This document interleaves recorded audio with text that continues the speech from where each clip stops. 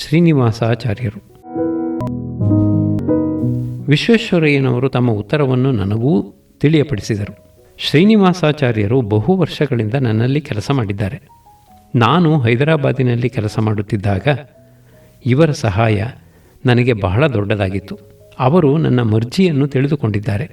ನಾನು ಕಾಗದ ಪತ್ರಗಳನ್ನು ನೋಡುವ ಬಗೆ ಹೇಗೆ, ನಾನು ಮಾಡಿಕೊಳ್ಳುವ ಗುರುತುಗಳ ಅರ್ಥವೇನು, ನನಗೆ ಬೇಕಾದ ಹಿಂದಿನ ದಾಖಲೆಗಳೇನು, ನಾನು ಡ್ರಾಫ್ಟ್ ತಯಾರಿಸುವುದು ಹೇಗೆ, ಪ್ಲಾನುಗಳನ್ನು ಹೇಗೆ ಸಿದ್ಧಪಡಿಸುತ್ತೇನೆ, ಯಾವ ಯಾವ ಹೊತ್ತಿನಲ್ಲಿ ನನಗೆ ಯಾವ ಯಾವ ಕೆಲಸ ಮಾಡುವುದು ಅಭ್ಯಾಸ, ಈ ನಾನಾ ಐಡಿಯೋಸಿಂಕ್ರಸಿಸ್ ವ್ಯಕ್ತಿ ವೈಶಿಷ್ಟ್ಯಗಳನ್ನೆಲ್ಲ ಅವರು ತಿಳಿದುಕೊಂಡು ಅದಕ್ಕೆ ಹೊಂದಿಕೊಂಡಿದ್ದಾರೆ. ಈಗ ಇಂಥ ಸಹಾಯಕರಿಲ್ಲದೆ ಹೋದರೆ ನನಗೆ ಕೈ ಮುರಿದಂತಾಗುತ್ತದೆ. ಕೆಲಸಗಳು ಸಡಿಲ ಬಿದ್ದು ತಡವಾಗುತ್ತವೆ. ಈ ನನ್ನ ದೌರ್ಬಲ್ಯದ ಕಾರಣದಿಂದ ನಾನು ಆತನ ಸಹಾಯವನ್ನು ಅಪೇಕ್ಷಿಸಬೇಕಾಗಿದೆ. ಇದುವರೆಗೂ ನನ್ನ ಸ್ವಂತ ಸರ್ವೀಸಿನಲ್ಲಿದ್ದ ಆತ ಈಗ ಸರ್ಕಾರದ ಚಾಕರಿ ಬೇಕೆನ್ನುತ್ತಾನೆ. ಆತನಿಗೂ ಮಧ್ಯ ವಯಸ್ಸಾಯಿತು. ಆದುದರಿಂದ ತನ್ನ ಭವಿಷ್ಯದ ವಿಷಯದಲ್ಲಿ ಆತನ ಚಿಂತೆ ಸ್ವಾಭಾವಿಕವಾಗಿದೆ. ಈ ಒಂದು ವಿಷಯದಲ್ಲಿ ನಾನು ಒಂದು ವಿಶೇಷ ರೀತಿಯ ರಿಯಾಯಿತಿಯನ್ನು ಕೋರಬೇಕಾಗಿದೆ. ಶ್ರೀಮನ್ ಮಹಾರಾಜರವರಿಗೂ ಇದನ್ನು ತಿಳಿಸಿದ್ದೇನೆ. ನೀವೂ ಅದಕ್ಕೆ ಒಪ್ಪಿಗೆ ಕೊಡಬೇಕು. ಈ ಉತ್ತರವನ್ನು ಕೇಳಿದವರು ಆಕ್ಷೇಪಣೆ ಮಾಡಿದವರ ಬಾಯಿ ಮುಚ್ಚಿಸಿದರು. ಹುದ್ದೆಯೇನೂ ಭಾರೀ ಹುದ್ದೆಯಲ್ಲ, ಕ್ಲಾರ್ಕಿನದು, ಗುಮಾಸ್ತಗಿರಿ. ಈ ಸಣ್ಣ ವಿಷಯಕ್ಕೆ ರಗಳೆ ಯುಕ್ತವಲ್ಲವೆಂದು ಎಲ್ಲರೂ ಅಭಿಪ್ರಾಯಪಟ್ಟರು. ಶ್ರೀನಿವಾಸಾಚಾರ್ಯರು ಕಾರ್ಯದಕ್ಷರು, ಶೀಘ್ರ ಲಿಪಿ, ಶಾರ್ಟ್ ಹ್ಯಾಂಡ್, ಟೈಪ್ ರೈಟಿಂಗ್ ವಿದ್ಯೆಗಳಲ್ಲಿ ಪ್ರವೀಣರು, ಮಿತಭಾಷಿಗಳು. ತಮ್ಮ ಉದ್ಯೋಗದ ಕರ್ತವ್ಯಕ್ಕೆ ಸಂಬಂಧಪಡದ ಯಾವ ಮಾತಿಗೂ ಬರುವವರಲ್ಲ. ತಮ್ಮ ಕಾರ್ಯವನ್ನು ಬಾಕಿ ಉಳಿಸುವವರಲ್ಲ. ವಿಶ್ವೇಶ್ವರಯ್ಯನವರ ನಿಶಿತವಾದ ಶಿಸ್ತಿಗೆ ತಕ್ಕಂತೆ ಇದ್ದವರು. ಕ್ರಮೇಣ ಸೆಕ್ರೆಟೇರಿಯೇಟಿನ ರಿಜಿಸ್ಟ್ರಾರಾದರು. ಎಲ್ಲರಿಂದಲೂ ಒಳ್ಳೆಯವರೆಂದೆನಿಸಿಕೊಂಡಿದ್ದರು. ವಿಶ್ವೇಶ್ವರಯ್ಯನವರು ವಿಶ್ರಾಂತರಾದ ಬಳಿಕ ಶ್ರೀನಿವಾಸಾಚಾರ್ಯರ ತಮ್ಮಂದಿರು ಷಡಗೋಪಾಚಾರ್ಯರು ವಿಶ್ವೇಶ್ವರಯ್ಯನವರ ಆಪ್ತ ಸಹಾಯಕರಾದರು. ಇವರೂ ಅಣ್ಣಂದಿರಂತೆ ಕರ್ತವ್ಯನಿಷ್ಠರೆಂದು ಮೆಚ್ಚುಗೆ ಸಂಪಾದಿಸಿಕೊಂಡರು. ಬಿ ವೆಂಕೋಬರಾಯರ ಆಯ್ಕೆ. ಇನ್ನೊಂದು ಸಂಗತಿ, ವಿಶ್ವೇಶ್ವರಯ್ಯನವರ ದಿವಾನಗಿರಿಯ 2ನೆಯ ವರ್ಷದಲ್ಲಿ ಶಿಲ್ಪಕಲೆಯಲ್ಲಿ ಒಬ್ಬಾತನನ್ನು ತಯಾರು ಮಾಡಿಸಬೇಕೆಂದು ಸರ್ಕಾರವು ಒಂದು ಸ್ಕಾಲರ್ಶಿಪ್ ವೇತನವನ್ನು ಒಬ್ಬಾತನಿಗೆ ಕೊಟ್ಟು, ಆತನು ಬೊಂಬಾಯಿಯ ವಿಕ್ಟೋರಿಯಾ ಜ್ಯೂಬಿಲಿ ಇನ್ಸ್ಟಿಟ್ಯೂಟಿನಲ್ಲಿ 1 ವರ್ಷ ಕಲಿಯತಕ್ಕದ್ದೆಂದು ತೀರ್ಮಾನಿಸಿ ಆ ಸ್ಕಾಲರ್ಶಿಪ್ ಬಗೆಗೆ ಅಪೇಕ್ಷಾಪತ್ರಗಳನ್ನು ಬರಮಾಡಿಕೊಂಡು ಅವುಗಳ ಪೈಕಿ ವೆಂಕೋಬರಾವ್ ಎಂಬಾತನ ಅರ್ಜಿಯನ್ನು ಅಂಗೀಕಾರ ಮಾಡಿದ್ದಾಯಿತು. ಈ ವಿಷಯದಲ್ಲಿಯೂ ಕೊಂಚ ಆಕ್ಷೇಪಣೆ ಹೊರಟು ಇಂಥ ಪತ್ರವೊಂದು ಕರ್ನಾಟಕ ಪತ್ರಿಕೆಯಲ್ಲೇ ಪ್ರಕಟವಾಗಿತ್ತು. ದಿವಾನರು ಅದನ್ನು ನೋಡಿದರು. ಆ ವಿಚಾರಕ್ಕೆ ಸಂಬಂಧಪಟ್ಟ ಕಾಗದ ಪತ್ರಗಳನ್ನು, ಅಪೇಕ್ಷಾಪತ್ರಗಳನ್ನು ಅವರ ಆಪ್ತ ಕಾರ್ಯದರ್ಶಿಯ ಮೂಲಕ ನನಗೆ ಕಳುಹಿಸಿ, ಆ ಅಪೇಕ್ಷಾಪತ್ರಗಳಲ್ಲಿ ಯಾವುದು ಅತ್ಯಂತ ಯೋಗ್ಯವೋ ಅದನ್ನು ನಾನೇ ಆರಿಸಿ ತಿಳಿಸಬೇಕೆಂದರು. ನಾನು ಆ ಅಪೇಕ್ಷಾಪತ್ರಗಳನ್ನೆಲ್ಲ ಜಾಗರೂಕತೆಯಿಂದ ವಿಮರ್ಶೆ ಮಾಡಿದೆ. ಒಂದು ಅಪೇಕ್ಷಾಪತ್ರದ ಜೊತೆಯಲ್ಲಿ ಅಪೇಕ್ಷಕನು ತನ್ನ ಕಲಾ ಪರಿಚಯವನ್ನು ಮಾಡಿಕೊಡುವುದಕ್ಕಾಗಿ ತನ್ನ ಕೆಲಸಗಾರಿಕೆಯ ಮಾದರಿಗಳನ್ನು ಕೊಟ್ಟಿದ್ದ. ಸ್ಕಾಲರ್ಶಿಪ್ಪಿನ ಉದ್ದಿಷ್ಟ ವಿಷಯ ದೇವಾಲಯದ ಶಿಲ್ಪಕಲೆ. ಈ ಅಪೇಕ್ಷಕನು ತನ್ನ ಕೆಲಸಗಾರಿಕೆಯ ಮಾದರಿಗಳಲ್ಲಿ ದೇವಾಲಯದ ಕಂಬಗಳು, ಬೋದಿಗೆಗಳು, ಅದರ ಮೇಲಿರುವ ವಿಗ್ರಹಗಳು ಇವನ್ನೆಲ್ಲ ಬರೆದು ತೋರಿಸಿದ್ದ. ಮತ್ತು ತನ್ನ ಉಗುರಿನಿಂದ ಕಮಲ, ಹಂಸ, ಯಕ್ಷಿಣಿ ಮುಂತಾದ ಆಕೃತಿಗಳನ್ನು ಕಾಗದದಿಂದ ಮೇಲಕ್ಕೆ ಬಿಸಿ ಉಬ್ಬು ಚಿತ್ರಗಳನ್ನು ಎಂಬಾಸಿಂಗ್ ಇರಿಸಿದ್ದ. ಈ ಮಾದರಿಗಳನ್ನು ನೋಡಿ ನನಗೆ ಸಂತೋಷವಾಗಿ ಅವುಗಳ ಲೇಖಕನನ್ನು ಆರಿಸ ಹೇಳಿದೆ.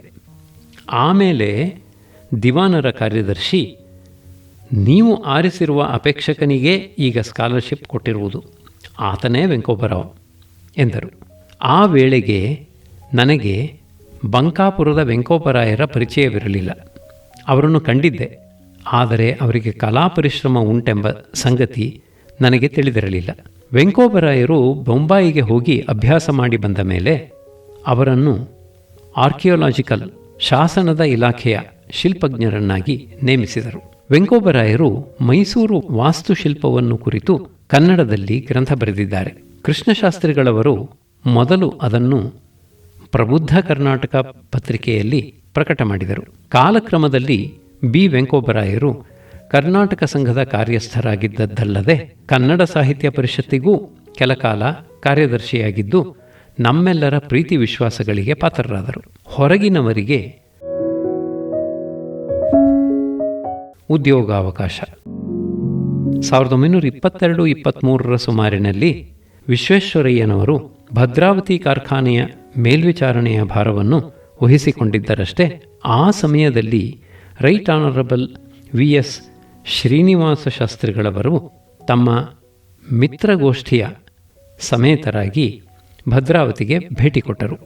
ಆ ಗೋಷ್ಠಿಯಲ್ಲಿ ರಾವ್ ಬಹದ್ದೂರ್, ಡಾಕ್ಟರ್ CB ರಾಮರಾಯರು, ವಾಜಪೇಯಂ ವೆಂಕಟಸುಬ್ಬಯ್ಯನವರು ಇದ್ದರು.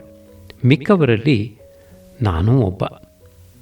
ವಿಶ್ವೇಶ್ವರಯ್ಯನವರು ಈ ಪಾರ್ಟಿಯನ್ನು ಸಂತೋಷದಿಂದ ಬರಮಾಡಿಕೊಂಡು ತಮ್ಮ ಬಂಗಲೆಯಲ್ಲಿ ಒಂದು ಭೋಜನಕೂಟವನ್ನು ಏರ್ಪಡಿಸಿದರು. ಸಂಜೆ ಭೋಜನಕ್ಕೆ ಹೊರಡುವುದಕ್ಕೆ ಮುಂಚೆ ಬೈಠಕ್ ಖಾನೆಯಲ್ಲಿ ಅತಿಥಿಗಳೆಲ್ಲ ಸೇರಿದ್ದರು.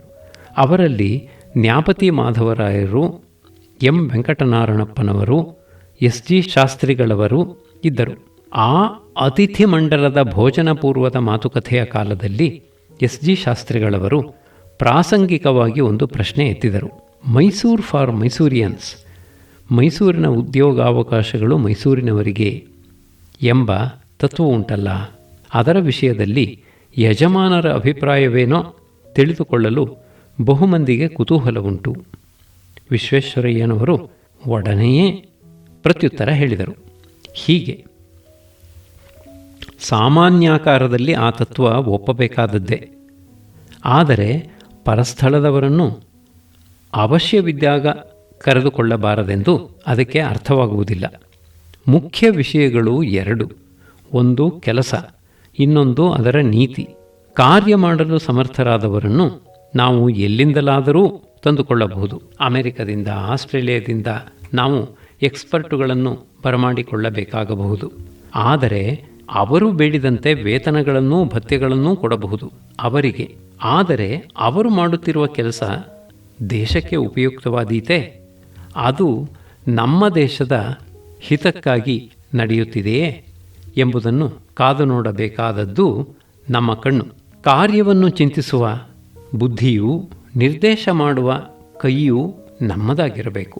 ಹೊರಗಿನವರು ಹೆಚ್ಚು ಹಣ ತೆಗೆದುಕೊಂಡರೆ ತೆಗೆದುಕೊಳ್ಳಲಿ, ನಾವು ಹೇಳಿದಂತೆ ಕೆಲಸ ಮಾಡಲಿ. ಇದು ದೇಶಾಭ್ಯುದಯದ ದಾರಿ. ಕಬ್ಬಿಣದ ಕಾರ್ಖಾನೆಯ ಪ್ರಾರಂಭದಲ್ಲಿ ಪೆರಿಸ್ ಎಂಬ ಅಮೆರಿಕದ ವಿಶೇಷಜ್ಞನನ್ನು ಕರೆಸಿಕೊಂಡದ್ದು ಹೀಗೆ. ಬ್ರಾಹ್ಮಣೇತರರ ಚಳುವಳಿ. ಮೈಸೂರು ಪಾರ್ಟಿ, ಮದ್ರಾಸು ಪಾರ್ಟಿಗಳ ತಕರಾರು ವಿಶ್ವೇಶ್ವರಯ್ಯನವರ ಕಾಲಕ್ಕೆ ಮಾಸಿ ಹೋಗುತ್ತಾ ಬಂತು. ಆದರೆ ಹೊಸ ತಕರಾರೊಂದು ಹುಟ್ಟಿಕೊಂಡಿತು. ಇದು ಬ್ರಾಹ್ಮಣೇತರ ಪಾರ್ಟಿಯದು. ಮೈಸೂರು ಮದ್ರಾಸು ತಕರಾರು ವಿಶೇಷವಾಗಿ ಬ್ರಾಹ್ಮಣ ಜನವರ್ಗಕ್ಕೆ, ಅದರಲ್ಲಿಯೂ ಆಧುನಿಕ ವಿದ್ಯಾಸಂಪನ್ನರಾದವರಿಗೆ ಸಂಬಂಧಪಟ್ಟಿತ್ತು. ಸರ್ಕಾರಿ ಚಾಕರಿಯನ್ನು ಉದ್ದೇಶದಲ್ಲಿ ಇರಿಸಿಕೊಳ್ಳದ ವೈದಿಕರೇ ಮೊದಲಾದ ಬ್ರಾಹ್ಮಣರು ಆ ಕಲಹದ ವಿಷಯದಲ್ಲಿ ಉದಾಸೀನರಾಗಿದ್ದರು. ಬ್ರಾಹ್ಮಣೇತರ ವರ್ಗಗಳವರು ಆ ವಿಷಯದಲ್ಲಿ ಮತ್ತೂ ಉದಾಸೀನರಾಗಿದ್ದರು. ಪ್ರಜಾಮಿತ್ರ ಪಕ್ಷದೊಡನೆ ಹುಟ್ಟಿದ ಬ್ರಾಹ್ಮಣೇತರ ಚಳುವಳಿಯಾದರೋ ಪ್ರಜಾಬಾಹುಳ್ಯವನ್ನು ಒಳಗೊಂಡದ್ದಾಯಿತು. ಅದರಿಂದ ಸರ್ಕಾರದ ಚಾಕರಿಯೇ ಎಲ್ಲ ಜನವರ್ಗಗಳಿಗೂ ಏಕೈಕ ಧ್ಯೇಯವಾಯಿತು. ಸರ್ಕಾರದ ನೌಕರಿ, ಅದಕ್ಕೋಸ್ಕರ ವಿದ್ಯೆ, ಅದಕ್ಕಾಗಿ ಎಷ್ಟೆಲ್ಲ ಪ್ರಯತ್ನ. ಇದು ದೇಶದ ಆದ್ಯ ಪ್ರೋಗ್ರಾಂ ಕಾರ್ಯಕ್ರಮ ಆಯಿತು. ಈ ವ್ಯತ್ಯಾಸ ವಿಶ್ವೇಶ್ವರಯ್ಯನವರಿಗೆ ಸರಿತೋರದ್ದು.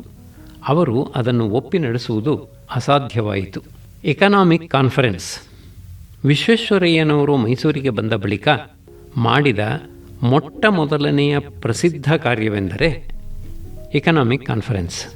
ಸಂಪದ್ವಿಷಯಕ ಸಂಸತ್ತಿನ ಸ್ಥಾಪನೆ. ಇಂಥ ಸಂಸ್ಥೆಯ ಅವಶ್ಯಕತೆಯನ್ನು ಮೊದಲನೆಯ ದಿವಾನರಾದ ರಂಗಾಚಾರ್ಯರು 1881-82ರಲ್ಲಿ ತಮ್ಮ ಪ್ರಜಾಪ್ರತಿನಿಧಿ ಸಭೆಯ ಭಾಷಣದಲ್ಲಿ ಜನಕ್ಕೆ ತಿಳಿಯಪಡಿಸಿದ್ದರು. ವಿಶ್ವೇಶ್ವರಯ್ಯನವರ ಕಾಲದ ಸಂಪತ್ ಪರಿಷತ್ತು 3 ಶಾಖೆಗಳಾಗಿತ್ತು. 1. ಯಂತ್ರ ಪರಿಶ್ರಮ ಮತ್ತು ವಾಣಿಜ್ಯ ವಿಷಯಕ ಸಮಿತಿ. 2. ವಿದ್ಯಾ ವಿಷಯ ಸಮಿತಿ. 3. ಭೂ ವ್ಯವಸಾಯ ವಿಷಯಕ ಸಮಿತಿ. ಯಂತ್ರ ಪರಿಶ್ರಾಮಿಕ ಸಮಿತಿಗೆ ವಿಶ್ವೇಶ್ವರಯ್ಯನವರು ಚೇರ್ಮನ್ನರು, ರಂಗನಾಥರಾವ್ ಸಾಹೇಬರವರು ಕಾರ್ಯದರ್ಶಿ. ವಿದ್ಯಾ ವಿಷಯಕ ಸಮಿತಿಗೆ ಎಚ್ ವಿ ನಂಜುಂಡಯ್ಯನವರು ಚೇರ್ಮನ್, ವಿ ಸುಬ್ರಹ್ಮಣ್ಯ ಅಯ್ಯರ್ ರವರು ಕಾರ್ಯದರ್ಶಿ. ವ್ಯವಸಾಯ ಸಮಿತಿಗೆ ಬಹುಶಃ ಪುಟ್ಟಣ್ಣ ಶೆಟ್ಟರು ಚೇರ್ಮನ್, ಕೆ ಸುಬ್ಬರಾಯರು ಕಾರ್ಯದರ್ಶಿ. ಸಂಸತ್ತಿನ ಕಾರ್ಯಾವಳಿ. ಈ 3 ಸಮಿತಿಗಳಲ್ಲಿಯೂ ಆಯಾ ಇಲಾಖೆಗೆ ಸಂಬಂಧಪಟ್ಟ ಮುಖ್ಯ ಅಧಿಕಾರಿಗಳೂ ಶಾಸ್ತ್ರಜ್ಞರೂ ಅಲ್ಲದೆ ಬಹುಮಂದಿ ಖಾಸಗಿ ದೊಡ್ಡ ಮನುಷ್ಯರೂ ಸದಸ್ಯರಾಗಿ ನೇಮಿಸಲ್ಪಟ್ಟು ಇದ್ದರು. ಒಟ್ಟು ಸಂಸತ್ತಿಗೆ ದಿವಾನರು ಅಧ್ಯಕ್ಷರಾಗಿರತಕ್ಕದ್ದೆಂದು ಗೊತ್ತಾಗಿತ್ತು. ಮೇಲೆ ಹೇಳಿದ 3 ಸಮಿತಿಗಳು ಅನೇಕ ಉಪಸಮಿತಿಗಳನ್ನು ನಿಯಮಿಸಿಕೊಂಡು ಕೆಲಸ ಮಾಡುತ್ತಿದ್ದವು. ಕೆಲಸವೇನೆಂದರೆ ಮೀಟಿಂಗ್ಗಳು, ಪ್ರಕಟಣೆಗಳು, ಇತರ ಪ್ರಚಾರ ಕಾರ್ಯಗಳು.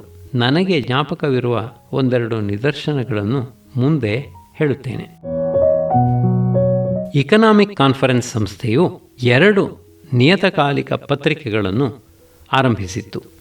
ಒಂದು ಮೈಸೂರು ಎಕನಾಮಿಕ್ ಜರ್ನಲ್ ರಿವ್ಯೂ ಎಂಬ ಇಂಗ್ಲಿಷ್ ಮಾಸಪತ್ರಿಕೆ, ಇನ್ನೊಂದು ಅರ್ಥಸಾಧಕ ಪತ್ರಿಕೆ ಎಂಬ ಕನ್ನಡ ವಾರಪತ್ರಿಕೆ.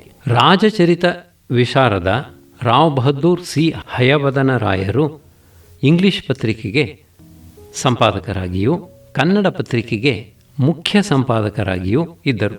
ಎಚ್ ಚೆನ್ನಕೇಶವ ಅಯ್ಯಂಗಾರ್ರವರು ಕನ್ನಡ ಪತ್ರಿಕೆಗೆ ಸಹ ಸಂಪಾದಕರಾಗಿದ್ದರು. ಸಂಸತ್ತು, ಅದರ ಪ್ರಕಟಣೆಗಳು ವಿಶ್ವೇಶ್ವರಯ್ಯನವರು ದಿವಾನರಾಗಿದ್ದಷ್ಟು ದಿನವೂ ನಡೆದವು. ಆಮೇಲೆ ಕೊಂಚ ದುರ್ಬಲವಾಗುತ್ತಾ ಬಂದು ಬ್ಯಾನರ್ಜಿಯವರ ಕಾಲದಲ್ಲಿ ನಿಂತು ಹೋದವು ಎಂದು ನನಗೆ ಜ್ಞಾಪಕ. ಸಂಸತ್ತು ನಡೆಸಿದ ಕಾರ್ಯಗಳಲ್ಲಿ ಈಗ ನಿಂತಿರುವವು ಯಾವುದೆಂದರೆ ಯಂತ್ರ ಪರಿಶ್ರಮ ವ್ಯಾಪಾರಗಳ ಶಾಖೆಯಲ್ಲಿ ಭದ್ರಾವತಿ ಕಾರ್ಖಾನೆ, ಕೆಲವು ಸಣ್ಣ ಕೈಗಾರಿಕೆಯ ಕಾರ್ಖಾನೆಗಳು, Mysore bank, Mysore chamber of commerce, ವಿದ್ಯಾಶಾಖೆಯ ಮೂಲಕ ಮೈಸೂರು ವಿಶ್ವವಿದ್ಯಾನಿಲಯ, ಕರ್ನಾಟಕ ಪರಿಷತ್ತನ್ನು, ವ್ಯವಸಾಯ ವಿಷಯಕ ಸಮಿತಿಯ ಮೂಲಕ ಕನ್ನಂಬಾಡಿ, ಕೃಷ್ಣರಾಜಸಾಗರ, ಕಾವೇರಿಯಿಂದ ಕಾಲುವೆಗಳು, ಇರ್ವಿನ್ ಕೆನಾಲ್ ಇತ್ಯಾದಿ ಇತರ ನೀರಾವರಿ ಕೆಲಸ. ಸಮಿತಿ ಈ ನಾನಾ ಸಂಸ್ಥೆಗಳ ಸ್ವರೂಪವನ್ನು, ಅಂಗಾಂಗ ರಚನೆಯನ್ನು, ಕಾರ್ಯವಿಧಾನವನ್ನು ವಿಚಾರ ಮಾಡಿ ರೂಪುಗೊಳಿಸಿದವರು 3 ಸಮಿತಿಗಳವರು. ಇಲ್ಲಿ ಒಂದು ಪ್ರಶ್ನೆ ಸಂಗತವಾಗಿದೆ. ಸಮಿತಿ ಕೆಲಸ ಮಾಡಿತು ಎಂದರೇನು? ಸಮಿತಿಯಲ್ಲಿದ್ದ 4-6 ಮಂದಿ ಪ್ರತಿಯೊಬ್ಬರೂ ಕುಳಿತುಕೊಂಡು ಬರೆದರೆ, ಬರೆಯದಿದ್ದರೆ ಹೋಗಲಿ, ಆಲೋಚನೆ ಮಾಡಿದರೆ, ಸ್ವತಂತ್ರವಾಗಿ ಆಲೋಚನೆ ಮಾಡದಿದ್ದರೆ ಹೋಗಲಿ, ಮತ್ತೊಬ್ಬರು ಹೇಳಿದ್ದನ್ನು ತಾವು ಮನಸಾರ ಗ್ರಹಿಸಿ ವಿವೇಚನೆ ಮಾಡಿದರೆ, ಅವರೆಲ್ಲರೂ ತಮ್ಮ ಮುಂದೆ ಮತ್ತಾರೋ ಬರೆದಿರಿಸಿದ್ದ ಯೋಜನೆಗೆ ಒಪ್ಪಿಗೆ ಕೊಟ್ಟರು. ನಮ್ಮ ಎಲ್ಲ ಸಂಸ್ಥೆ ಸಭೆಗಳಲ್ಲಿಯೂ ಕಾರ್ಯ ನಡೆಯುವುದು ಸಾಮಾನ್ಯವಾಗಿ ಹೀಗೆ.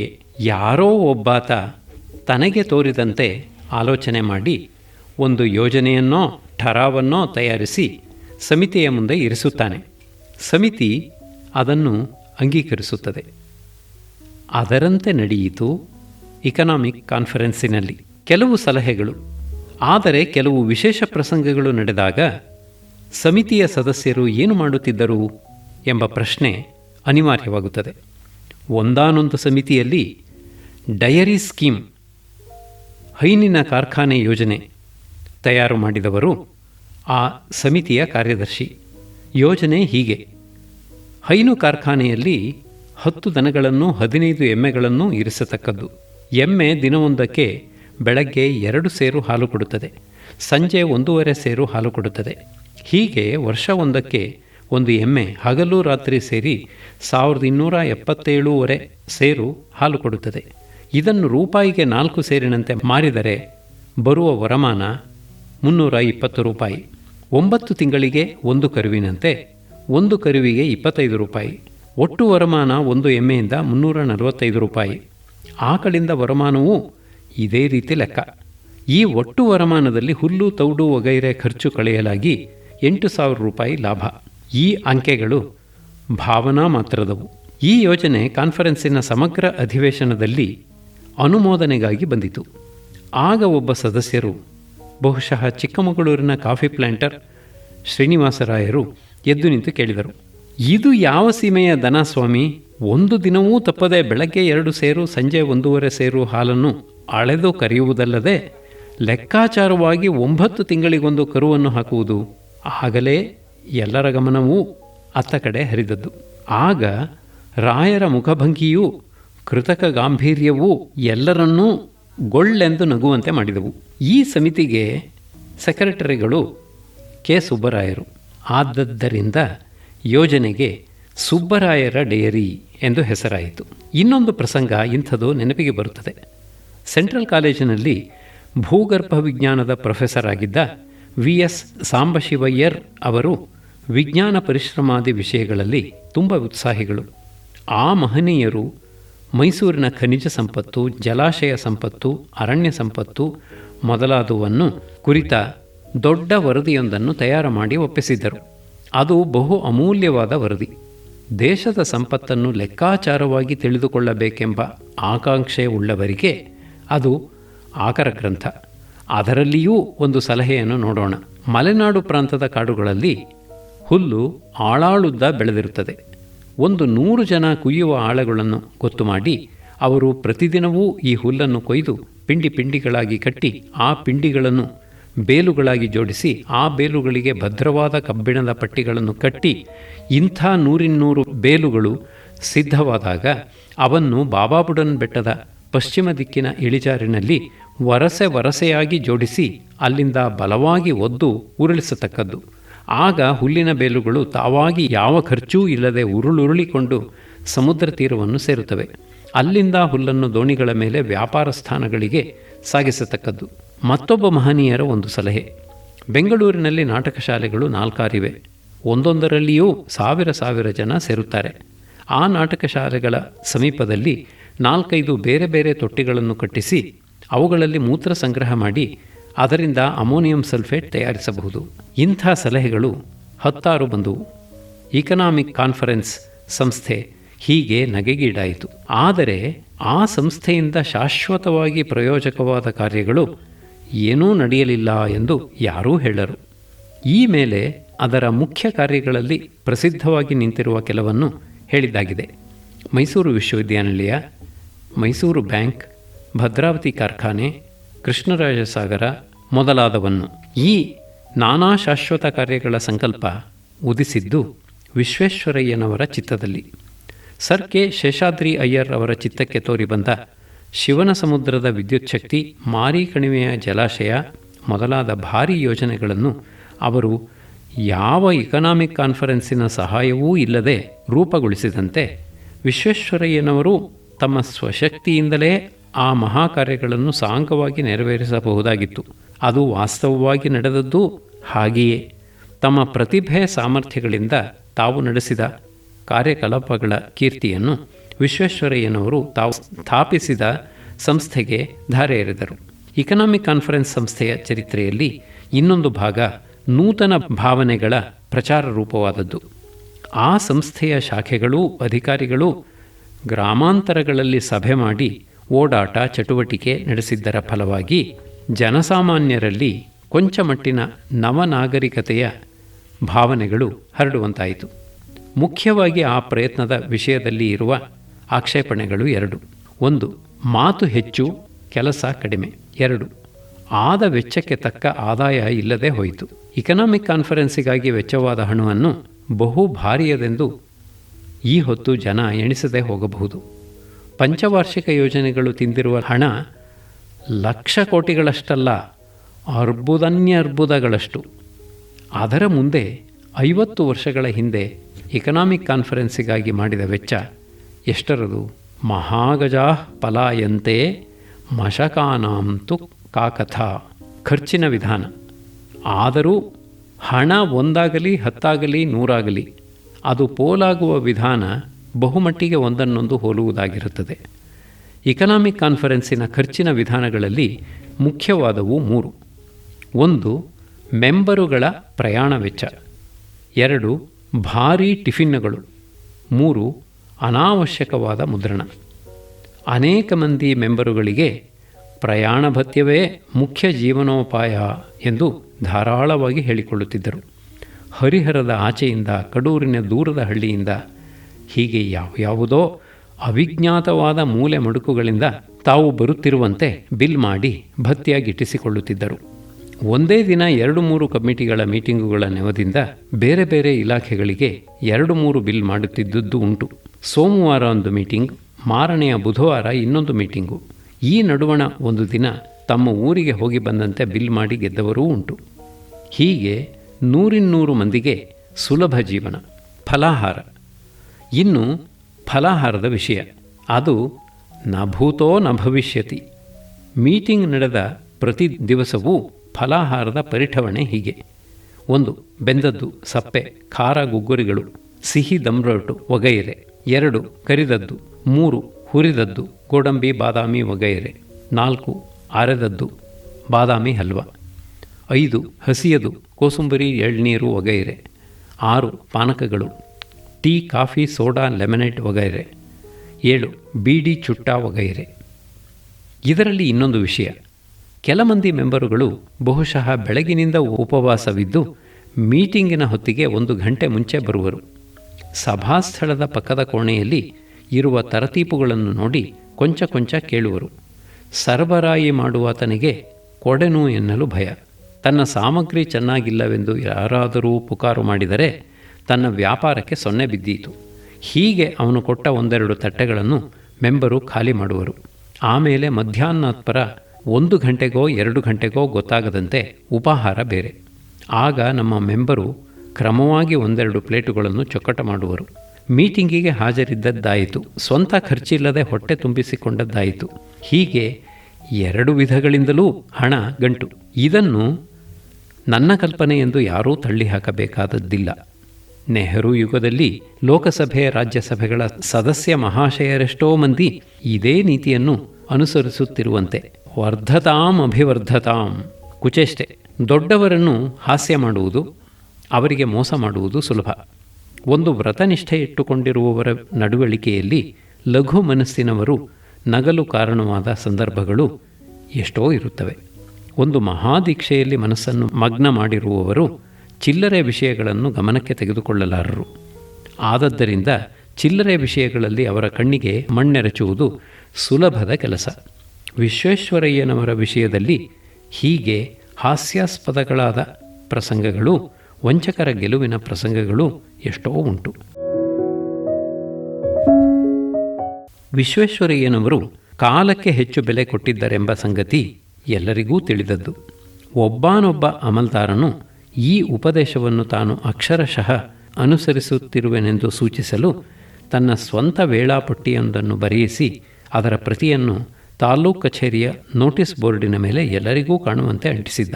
ಆ ವೇಳಾಪಟ್ಟಿ ಹೀಗಿತ್ತು: ಬೆಳಗ್ಗೆ ಹಾಸಿಗೆಯಿಂದ ಏಳುವುದು 5:30, ಮುಖ ಪ್ರಕ್ಷಾಳನೆ ಇತ್ಯಾದಿ 5:45, ಪ್ರಾರ್ಥನೆ 6 ಗಂಟೆ, ಸರ್ಕೀಟ್ ಹೊರಡುವುದು 6:15 ಗಂಟೆ, ಹಿಂದಿರುಗುವುದು 10 ಗಂಟೆ, ಮಧ್ಯಾಹ್ನ ಕಚೇರಿ 11ರಿಂದ 5 ಗಂಟೆ, ಸಂಜೆ ದೇವಸ್ಥಾನ 6:30ಯಿಂದ 7, ರಾತ್ರಿ ಮನೆಯಲ್ಲಿ ಕಚೇರಿಯ ಕಾಗದಗಳ ವಿಲೇವಾರಿ 7:30ರಿಂದ 9, ಮಲಗುವುದು 9:30. ಈ ಪಟ್ಟಿಯನ್ನು ಯಾರೋ ವಿಶ್ವೇಶ್ವರಯ್ಯನವರ ಗಮನಕ್ಕೆ ತಂದರು. ಅದು ಅಪಹಾಸ್ಯದ ಕಾರ್ಯವೆಂದು ಅವರ ಮನಸ್ಸಿಗೆ ತೋರದಿರಲಿಲ್ಲ. ಈ ಅಮಲ್ದಾರರ ದಫ್ತರುಗಳಲ್ಲಿ ಬಾಕಿ ಏನೂ ಇಲ್ಲವೇ? ಪ್ರತಿದಿನವೂ 11ರಿಂದ 5 ಗಂಟೆಯವರೆಗೆ 6 ಗಂಟೆಯ ಹೊತ್ತು ಕ್ರಮವಾಗಿ ಕಚೇರಿಯಲ್ಲಿ ಕೆಲಸ ಮಾಡುತ್ತಾರಲ್ಲ, ಈ ಅಮಲ್ದಾರರ ದಫ್ತರುಗಳನ್ನು ಅಜಮಾಯಿಷಿ ಮಾಡಿದ್ದೀರಾ? ಅಲ್ಲಿರುವ ಕಾಗದಗಳಲ್ಲಿ ತೀರಾ ಹಳೆಯದಾದದ್ದು ಎಷ್ಟು ಕಾಲ ಉಳಿದುಕೊಂಡಿದೆ? ಅಮಲ್ದಾರನಿಗೆ ತನ್ನ ಕುಚೇಷ್ಟೆಯ ಫಲ ದೊರೆಯಿತು. ಡೆಪ್ಯೂಟಿ ಕಮಿಷನರು ಆ ಅಮಲ್ದಾರನ ಕಚೇರಿಯ ಆಡಳಿತ ಕೊಂಚವೂ ಚೆನ್ನಾಗಿಲ್ಲವೆಂದು ಆ ಹಿಂದೆಯೇ ಸರ್ಕಾರಕ್ಕೆ 1-2 ಸಲ ತಿಳಿಸಿದ್ದರು. ಸೆಕ್ರೆಟೇರಿಯೇಟಿನ ದಕ್ಷತೆ. ವಿಶ್ವೇಶ್ವರಯ್ಯನವರಿಗೆ ಒಂದು ಸಾರಿ ಯಾವುದೋ ಒಂದು ಕಾಗದದ ದಫ್ತರ ಬಹುತಿಂಗಳು ಫೈಸಲಿಗೆ ಬಾರದೆ ನಿಂತಿದ್ದದ್ದು ಗಮನಕ್ಕೆ ಬಂದಿತು. ಅದು ಸೆಕ್ರೆಟೇರಿಯೇಟಿನಲ್ಲಿ ಅಠಾರ ಕಚೇರಿ. ಮೇಜಿನಿಂದ ಮೇಜಿಗೆ ಸಂಚಾರ ಮಾಡುವುದರಲ್ಲಿ ಎಲ್ಲಿಯೋ ಒಂದು ಕಡೆ ಕೆಲವು ವಾರ ಉಳಿದುಕೊಂಡಿತ್ತು. ಪದೇ ಪದೇ ವಿಶ್ವೇಶ್ವರಯ್ಯನವರು ಅದಕ್ಕಾಗಿ ಹೇಳಿ ಕಳುಹಿಸಿದರೂ ಅದು ಎಲ್ಲಿದೆ ಎಂಬುದನ್ನು ಗೊತ್ತು ಮಾಡುವುದೇ ಕಷ್ಟವಾಗಿತ್ತು. ವಿಶ್ವೇಶ್ವರಯ್ಯನವರು ಅಸಮಾಧಾನಪಟ್ಟು ತಮ್ಮ ಅನುಭವವನ್ನು ಹೀಗೆ ದಾಖಲು ಮಾಡಿಟ್ಟರು. The secretariat has neither a body to kick nor a soul to damn. At this rate how can work go on? ಕೇಂದ್ರ ಕಚೇರಿಯನ್ನು ಒದೆಯೋಣವೆಂದರೆ ಅದಕ್ಕೆ ದೇಹವಿಲ್ಲ, ಶಪಿಸೋಣವೆಂದರೆ ಜೀವವಿಲ್ಲ. ಹೀಗಿದ್ದರೆ ಕೆಲಸ ನಡೆಯುವುದು ಹೇಗೆ? ಮುಖ್ಯ ಸೆಕ್ರೆಟರಿಯವರು ಅದನ್ನು ನೋಡಿ ತಮಗೆ ತಕ್ಕ ಶಿಕ್ಷೆಯಾಯಿತೆಂದು ತಿಳಿದು ಸಂಬಂಧಪಟ್ಟವರನ್ನೆಲ್ಲ ಎಚ್ಚರಿಸಿದರು. ಅಲ್ಲಿಂದ ಮುಂದೆ ಇಂಥ ಆಗ್ರಹಕ್ಕೆ ಕಾರಣ ಬರಲಿಲ್ಲ. ವಿಶ್ವೇಶ್ವರಯ್ಯನವರು ನನ್ನೊಡನೆ ಪದೇ ಪದೇ ಹೇಳುತ್ತಿದ್ದ ಒಂದು ಮಾತನ್ನು ನಾನು ಇಲ್ಲಿ ಸ್ಮರಿಸದೇ ಬಿಟ್ಟರೆ ದೊಡ್ಡ ಲೋಪವೇ ಆದೀತು. ಅವರು ಹೇಳುತ್ತಿದ್ದದ್ದು ಇದು: ನಮ್ಮ ದೇಶದಲ್ಲಿ ಮಗು ಹುಟ್ಟುವಾಗ 60 ವರ್ಷ ವಯಸ್ಸು ತುಂಬಿರುತ್ತದೆ. BA ಪರೀಕ್ಷೆಯಾಗುವ ವೇಳೆಗೆ ಹುಡುಗಿ ಹೋಗಿರುತ್ತದೆ. ಪರೀಕ್ಷೆ ಪಾಸ್ ಮಾಡುವ ಪ್ರಯತ್ನದಲ್ಲಿ ಶಕ್ತಿಯೆಲ್ಲ ವೆಚ್ಚವಾಗಿ ಉಸಿರು ಮಾತ್ರ ಉಳಿದುಕೊಂಡಿರುತ್ತದೆ. ಚಾಕರಿಗಾಗಿ ಹುಡುಕಾಡುವುದರಲ್ಲಿ ಬೆನ್ನು ಬಾಗು ಬಂದಿರುತ್ತದೆ. ಆಮೇಲೆ 5-6 ವರ್ಷ ಹಾಗೂ ಹೀಗೂ ನಡೆಯುತ್ತದೆ. ವಯಸ್ಸು 25 ಆಯಿತು ಎಂದರೆ ಆರಾಮ ಕುರ್ಚಿಗಳನ್ನು ಹುಡುಕುತ್ತಾರೆ. ನಮಗೆ ಸ್ವರಾಜ್ಯ ಬಂದ ಮೇಲೆ ಆಫೀಸುಗಳಲ್ಲಿ ಸಾಮಾನ್ಯವಾದ ಕುರ್ಚಿಗಳು ಇರುವುದಿಲ್ಲ. ಜನ ತಟ್ಟು ಬಿದ್ದು ಹೋಗಿರುತ್ತಾರೆ ಅಷ್ಟರೊಳಗಾಗಿ. ಆಮೇಲೆ ನಿರ್ಬಂಧಕ್ಕೋಸ್ಕರ ಸ್ವಲ್ಪ ಕೆಲಸದ ನಟನೆ. ಇದು ನಿನ್ನ ವಿದ್ಯಾವಂತರ ಹಣೆಬರಹ. ಈ ಮಾತನ್ನು ಹೇಳುವಾಗ ಅವರು ಇನ್ನೊಂದು ಸಂಗತಿಯನ್ನು ತಿಳಿಸುತ್ತಿದ್ದರು. ಅವರು ಪುಣೆಯಲ್ಲಿದ್ದಾಗ ಒಂದು ಸಾರಿ ಮಹಾದೇವ ಗೋವಿಂದ ರಾನಡೆಯವರನ್ನು ನೋಡಲು ಹೋಗಿದ್ದ ಸಂದರ್ಭದಲ್ಲಿ ಮಾತುಕತೆ ನಡೆಸಿದ ಬಳಿಕ ವಿಶ್ವೇಶ್ವರಯ್ಯನವರು ಅಲ್ಲಿಂದ ಹೊರಟಾಗ ರಾನಡೆಯವರು ಅವರೊಡನೆ ಮನೆಯ ಅಂಗಳಕ್ಕೆ ಬಂದು ಕೋಣೆಯ ಕಡೆ ಕೈ ತೋರಿಸಿ, ಆ ಕೊಠಡಿಯಲ್ಲಿ ಒಬ್ಬ ಸ್ನೇಹಿತರು ಮಲಗಿದ್ದಾರೆ, ಅವರಿಗೆ ಬಂದಿರುವ ವ್ಯಾಧಿಯಿಂದ ನಮ್ಮ ದೇಶವೆಲ್ಲ ನೋವು ಪಡುತ್ತಿದೆ ಎಂದರಂತೆ. ಆ ಸ್ನೇಹಿತರು ಬಹುಶಃ ಮಾಂಡಲಿಕ್ ಎಂಬ ದೇಶಾಭಿಮಾನಿಗಳು. ವಿಶ್ವೇಶ್ವರಯ್ಯನವರು ಅದಾವ ವ್ಯಾಧಿ ಎಂದು ಕೇಳಿದರು. ರಾನಡೆಯವರು ಅದು ಪಾರ್ಶ್ವವಾಯು, ಪ್ಯಾರಾಲಿಸಿಸ್. ನಮ್ಮ ದೇಶವೆಲ್ಲ ಆ ವ್ಯಾಧಿಯಿಂದ ಮನಸ್ಸಿನಲ್ಲಿಯೂ ಬುದ್ಧಿಯಲ್ಲಿಯೂ ದುರ್ಬಲವಾಗಿದೆಯಲ್ಲವೇ? ಎಲ್ಲಿ ನೋಡಿದರೂ ಯಾರಿಗೂ ಯಾವುದರಲ್ಲಿಯೂ ಉತ್ಸಾಹವಿಲ್ಲ, ಬುದ್ಧಿಯ ಸಾಹಸ ಮೊದಲೇ ಇಲ್ಲ. ಈ ಸಂಗತಿಯನ್ನು ವಿಶ್ವೇಶ್ವರಯ್ಯನವರು ಪದೇ ಪದೇ ನೆನಪಿಸಿಕೊಳ್ಳುತ್ತಿದ್ದರು.